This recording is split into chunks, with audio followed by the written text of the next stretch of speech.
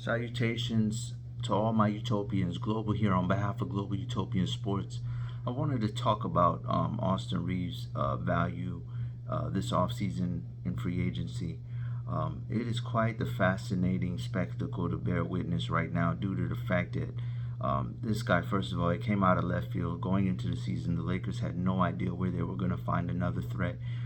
As the season progressed, he emerged on the scene as a quality perimeter player, and it's just very seldom you see someone end up on the court with LeBron and actually thrive and become a bigger figure to the point where LeBron had started to defer to Austin on the court, right? But now we get to the off season, and you have people, you're hearing numbers like 100 million. And you got to ask yourself, if you're the Lakers, at the end of the day, as much as you want to laugh and joke about Anthony Street close Davis, as some are joking, or LeBron not being able to pull a full 82 game season anymore with load management. On a full-time 82 game basis, can you really honestly say with a straight face that this man will remain that productive and will influence the win-loss column to the point where you want to pay him the sum of 100 million? I mean, there's an element similar to what Dallas is going through with losing Jalen Brunson, where now they want to pay Kyrie. The talk is $200 million to get him to sign.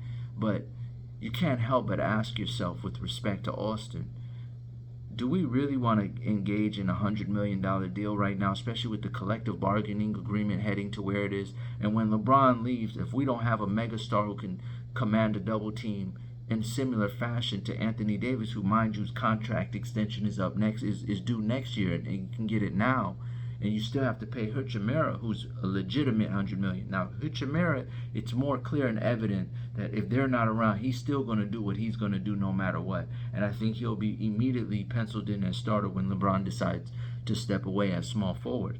But with Austin Reeves, you don't really know who this guy is, if he's the focal point, and now with teams having real tape on him.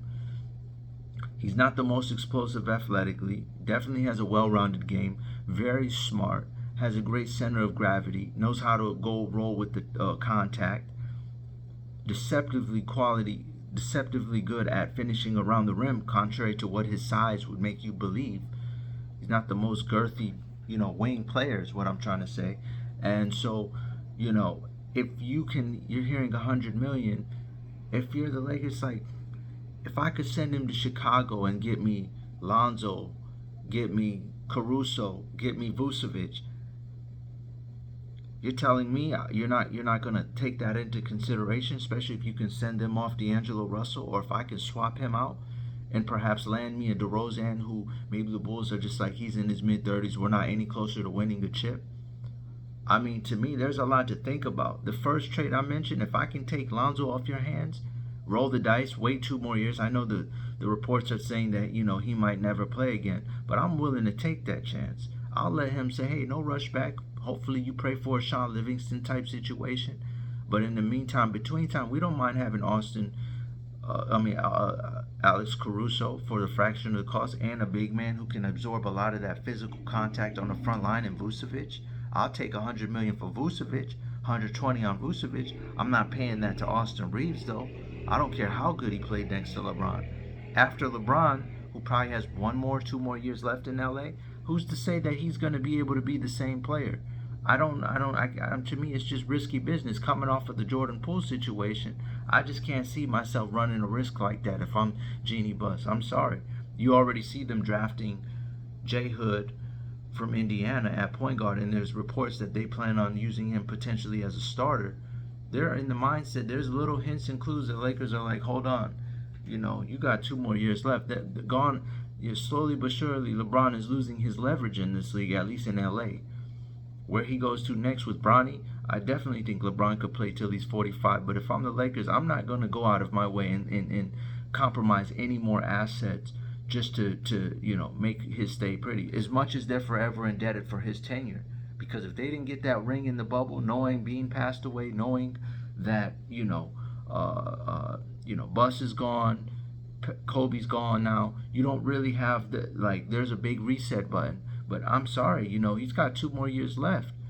As much as you owe him for everything he's done and bringing some stability to the franchise, I just can't see myself doing that just to make him happy, and being over the threshold.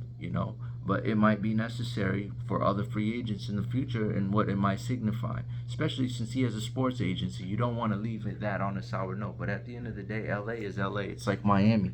You're always going to have someone who's going to go. All right, Utopians, give me some feedback. I'm having a hard time understanding or justifying if it gets to 100 million bidding on Austin Reeves. Let me know what you think.